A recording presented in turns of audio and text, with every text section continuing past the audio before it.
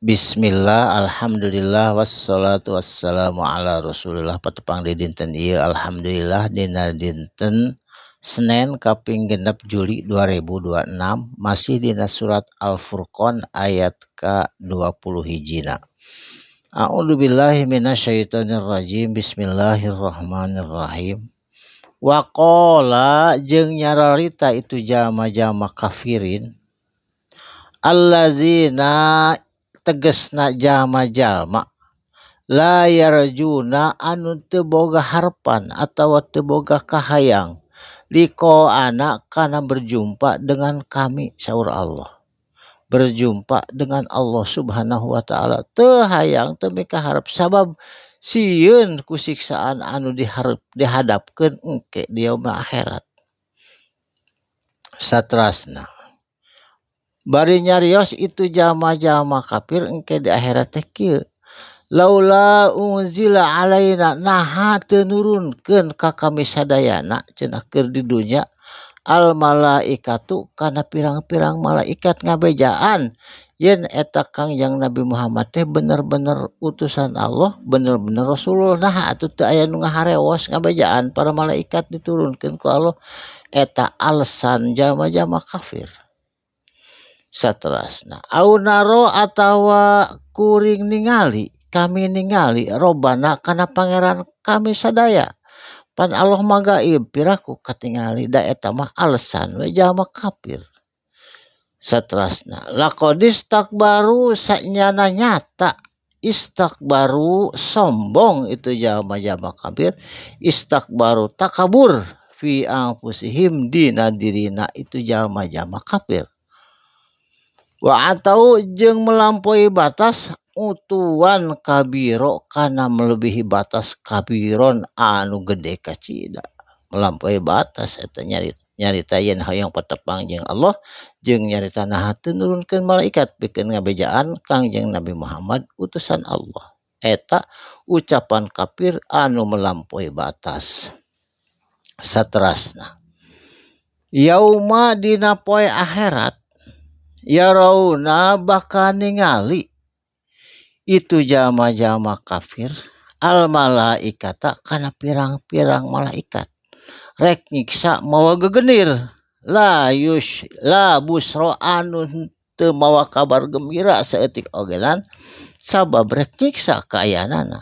Yauma idin dina poe akhirat dina poe kiamah lil mujrimina pikeun jama-jama anu mujrim anu berdosa anu doraka wa yaqulu jeung maranana pok nyarios kieu hijram mahjura jauhkeun abdi halangan abdi ku halangan anu jauh tina ieu siksa.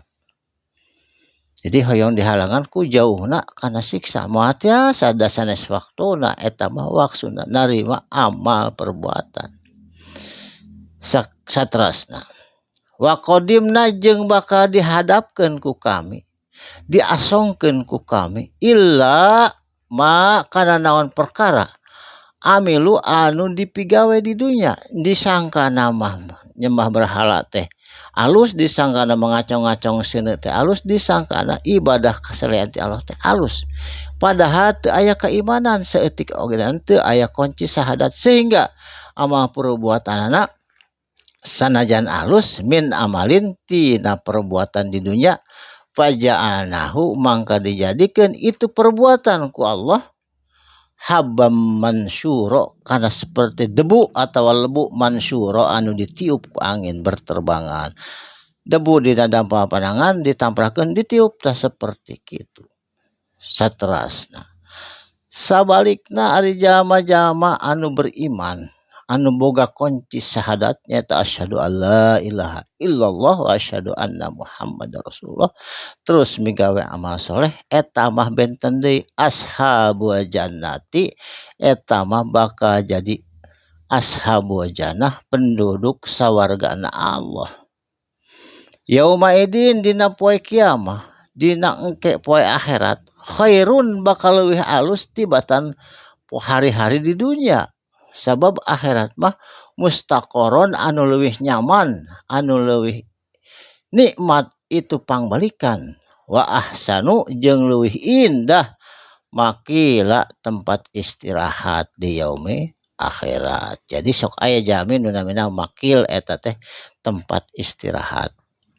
Mudah-mudahan orang sadayana teu kagoda ku setan, teu kagoda ku jalma-jalma anu rek ngajerumuskeun kalayan tetep panceg dina iman Islam, kalayan maotna nyana keimanan, nyana keislaman bari dina aya kunci syahadat nyaeta nu disebatkeun me. Barakallahu li wa lakum, mugi aya manfaatna dinten ieu insyaallah patebang di dinten anjing dina gelombang anu sami. Shadaqallahul adzim. Wassalamualaikum warahmatullahi wabarakatuh.